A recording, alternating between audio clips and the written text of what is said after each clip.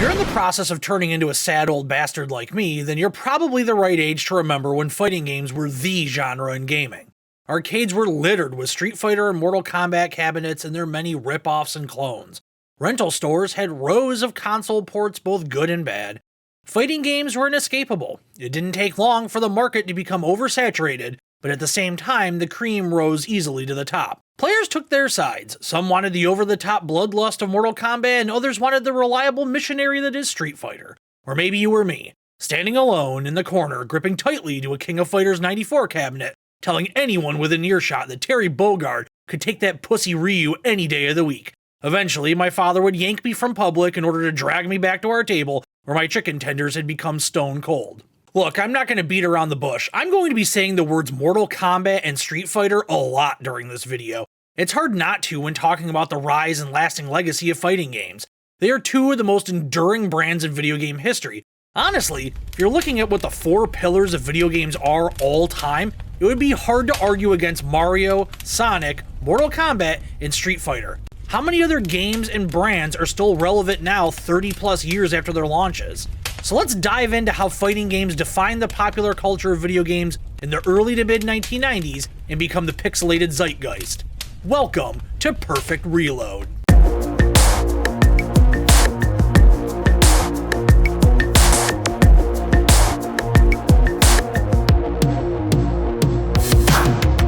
If you didn't grow up in the heyday of fighting games and in turn the arcade scene, it's impossible to convey what it was like. It's the very definition of you just had to be there.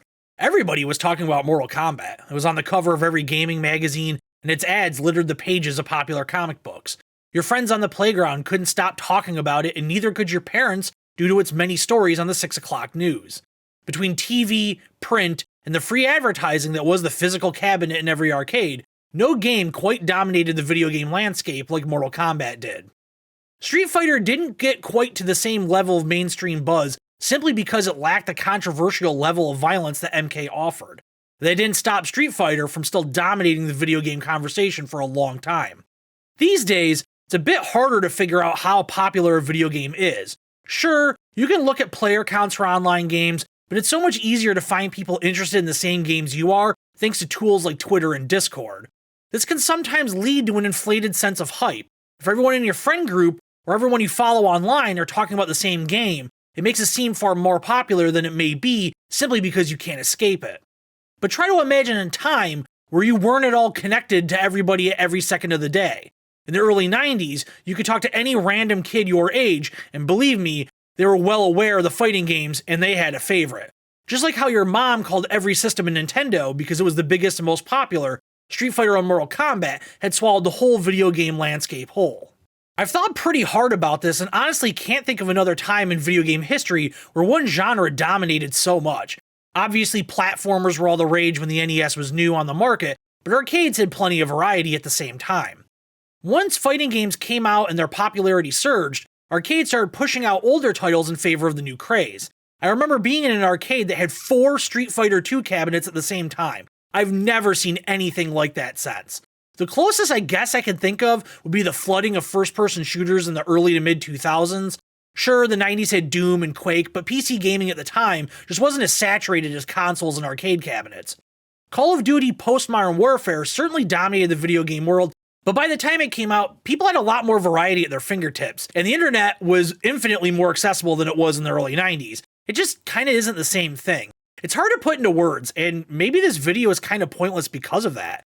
You did really have to be there and live through it to truly understand how much 2 games controlled the entire video game conversation like Mortal Kombat and Street Fighter did. It's incredibly similar to how everybody knew Mario and Sonic. Of course, other games were coming up, but they pretty much all paled in comparison to the twin kings of the fighting game scene. To put it further into perspective, the first live-action video game movie was Super Mario Bros. It's the most iconic video game of all time, featuring the most iconic character of all time, so it makes sense that's where Hollywood would begin. But 2 out of the next 3 video game film adaptations are Street Fighter and Mortal Kombat.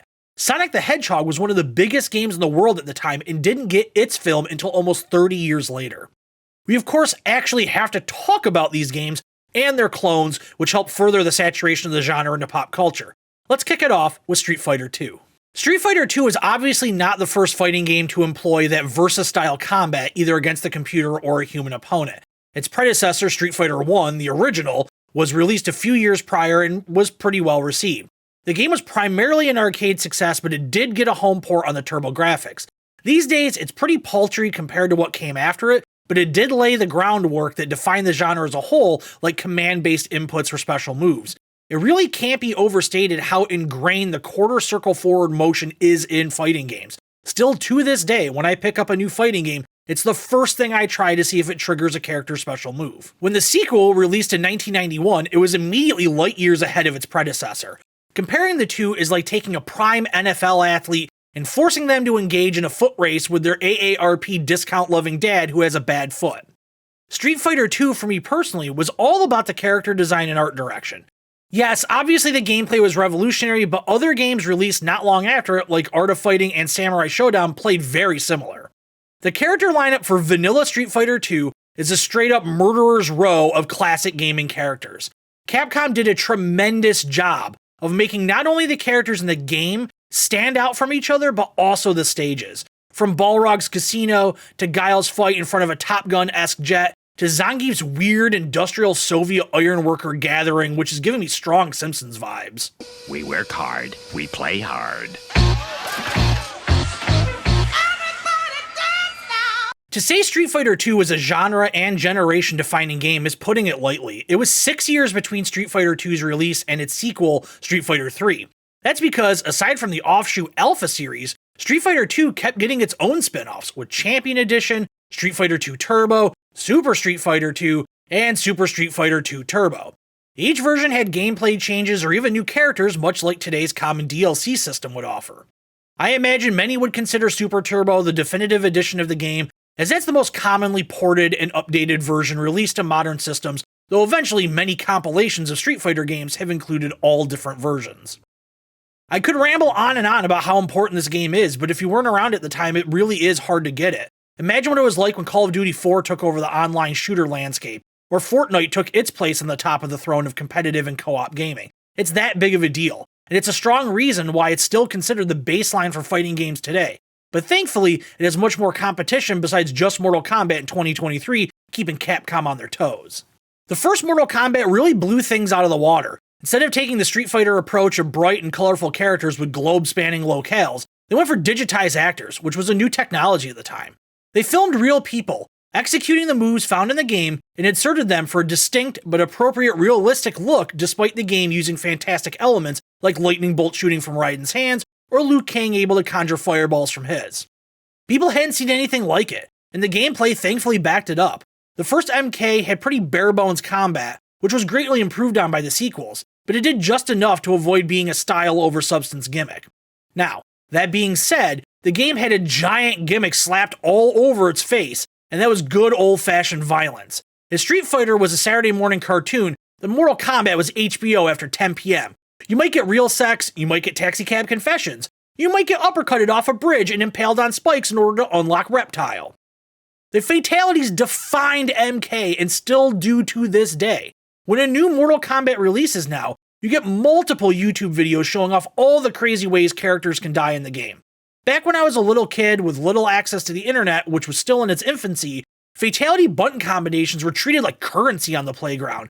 Kids would fabricate the craziest shit imaginable. For every kid being honest saying Kano's fatality is to rip the still beating heart out of his opponent, you had Todd under the basketball hoop saying he knew how to make Sonya Blade get naked and rip someone's dick off and eat it. Todd is now divorced and recently had his toll booth job replaced by a camera. Mortal Kombat over the years certainly had its low points, I'm looking at you, PS2 era, but it really reinvented itself back in 2011 with its reboot titled simply Mortal Kombat. Where most fighting games that are still kicking these days like King of Fighters, Guilty Gear, Tekken, and Street Fighter hyper-focused on making the gameplay as good as possible, MK went in a slightly different direction to freshen things up. Yes, the actual act of playing the game was as tight as ever, but this reboot of the series introduced a story mode that hadn't been seen in fighting games before. It became a pretty serious draw for NetherRealm, and has become a hallmark of their games, continuing on with Mortal Kombat 11 and 12, as well as the two DC Comics fighters Injustice 1 and 2. It's wild to think that a genre, when viewed from afar, made up of incredibly simple game design, still very much in the classic arcade philosophy, can now have a narrative story mode building upon decades of lore. It was such a hit that NetherRealm even made story-based DLC to satiate fans' desires to see where the story went. With the new Mortal Kombat looming on the grim and violent horizon, seemingly set to be a new story, after creator Ed Boon stated he viewed the 3 newest MK games as a trilogy, fans are not only feverishly waiting for a roster, but also any detail they can get on the story. Obviously, with the immense popularity of these 2 games, it's not a shock that clones and blatant ripoffs were just waiting to be unleashed onto consumers desperate for more fighting game goodness. It's a little harder to figure out what games are actually ripoffs or clones of Street Fighter, as that style of fighting game is really still what we think of fighting games being to this day. Though there were certainly games whose roster housed a red and white ninja and a mutant man, a la Ken, Ryu, and Blanka. Mortal Kombat, on the other hand, yeah, you could tell what were shameless cash grabs. Even now, there's never really been a legitimate number 2 to Mortal Kombat when it comes to an over-the-top violence playstyle. Street Fighter has had a lot of tough competition over the years from enduring franchises like Tekken, King of Fighters, Guilty Gear, BlazBlue, and countless others that have popped up along the way.